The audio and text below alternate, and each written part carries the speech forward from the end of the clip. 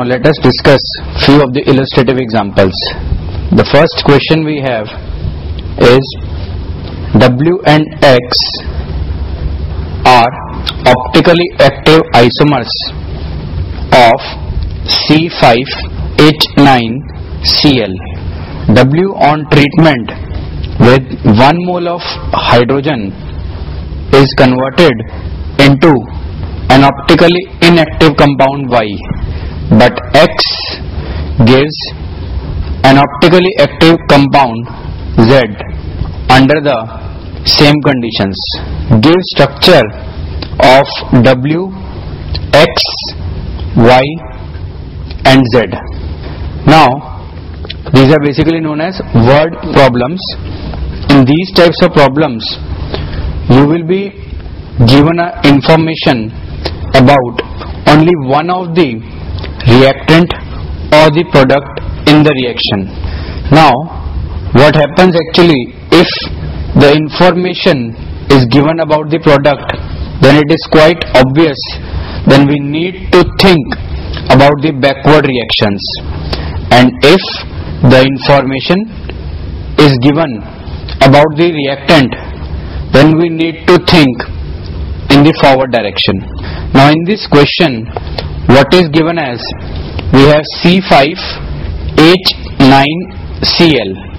C5H9Cl has two optically active isomers.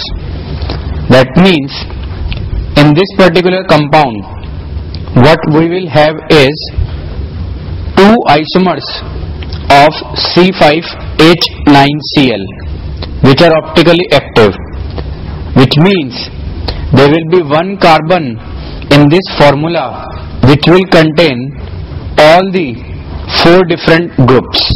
As in, the compound could be, suppose we have two structures, we have C and then we have to think about the four different groups which we can arrange in this particular compound to have an optically active isomer. So one of the isomer can be, that is C, then we can have ethyl as a one group, hydrogen as the second, Cl as the third, and CH double bond CH2 as the fourth group. Now this carbon has got all the four different groups, so this could be the optically active isomer. The second optically active isomer of C5H9Cl could be, we have a carbon in the center, one group can be CH3, other group can be H, third group can be CH2Cl, and fourth CH double bond CH2. Now if these are the two optically active isomers, now we need to check which will be X and which will be W. Now as per the information given in the question, that W on treatment with 1 mole of H2 gives optically inactive compound. That means in an optically inactive compound, that is Y structure, will have two similar groups.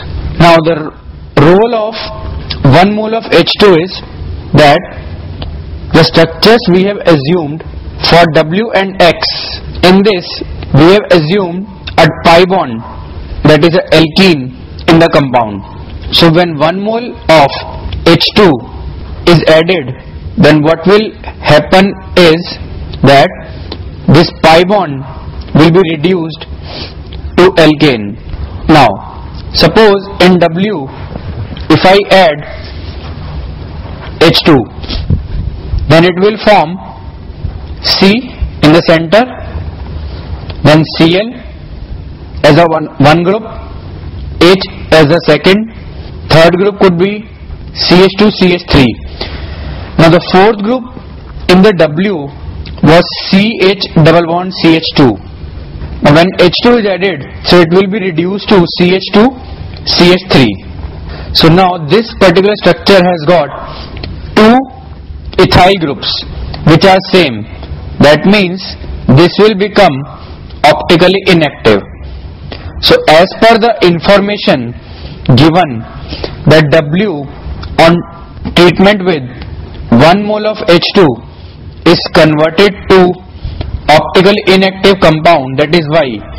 So what we can assume is that the structure we have got after the addition of 1 mole of H2 is optically inactive because it has two same groups, that is CH2CH3 and CH2CH3, and this structure has been obtained from, that is CCl, 8 CH2 CH3 and CH double bond CH2 group. So that means as per the information, this structure will be W. Now the next structure we have is which we assumed, that CH3 CH2Cl is the other group, then H, and then we have CH double bond CH2. In this, if you add H2, what you will get is CH3 CH2Cl